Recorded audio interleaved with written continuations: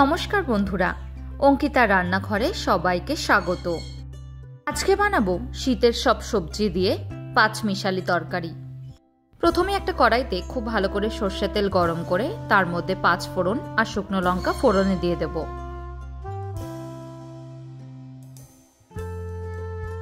ফোড়ন থেকে সুন্দর গন্ধ বেরিয়ে আসলে তার মধ্যে দিয়ে দেব থেতো করে নেওয়া আদা। আদার কাঁচা গন্ধটা যাওয়া অবধি খুব ভালোভাবে আদাটাকে ভেজে নেব।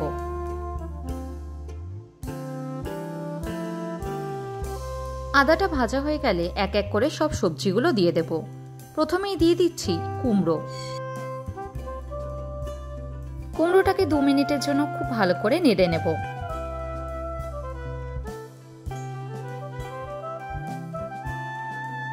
এবার দেব মূলো। মূলোটাকেও খুব ভালোভাবে নেড়ে মিশিয়ে নেব। গ্যাসের ফ্লেমটাকে আপনারা মিডিয়ামে করেই রাখবেন।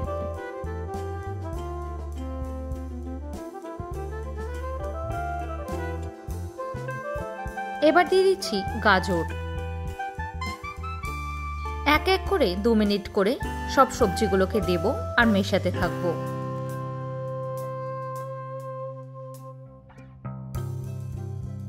এবার দিয়ে দিচ্ছি বিনস।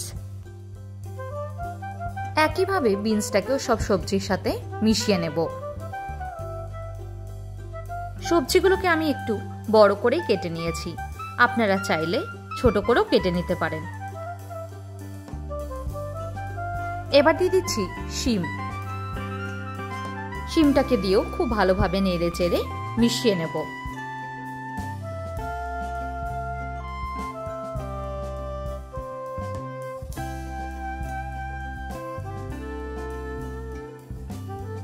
আর দিয়ে দিচ্ছি বেগুন।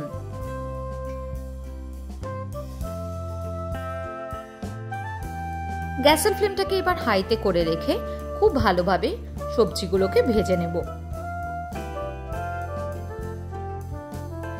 5 মিনিট ভালোভাবে নেড়ে নেওয়ার পর দিয়ে দিচ্ছি পরিমাণ মতো নুন আর 1 চামচ হলুদ। মশলাটাকে এবার খুব ভালোভাবে মিশিয়ে নিয়ে সবজিটা মজে আসা অবধি ভেজে নেব।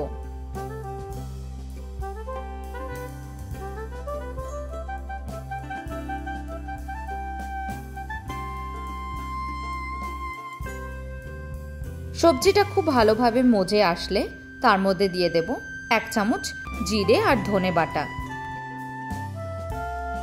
জিরে আর ধনেটাকে আমি 1/2 চামচ করে নিয়েছি।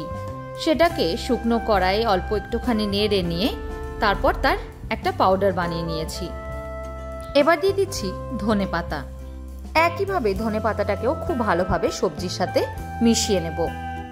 সব সবজিগুলো খুব ভালোভাবে সেদ্ধ হয়ে গেছে আর আমাদের পাঁচমিশালি তরকারি একদম রেডি। রুটি, পরোটা বা খিচুড়ি যে কোনো কিছুর সাথেই সার্ভ করতে পারেন পাঁচমিশালি তরকারি।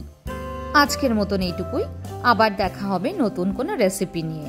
ভালো থাকবেন, সুস্থ থাকবেন। ধন্যবাদ।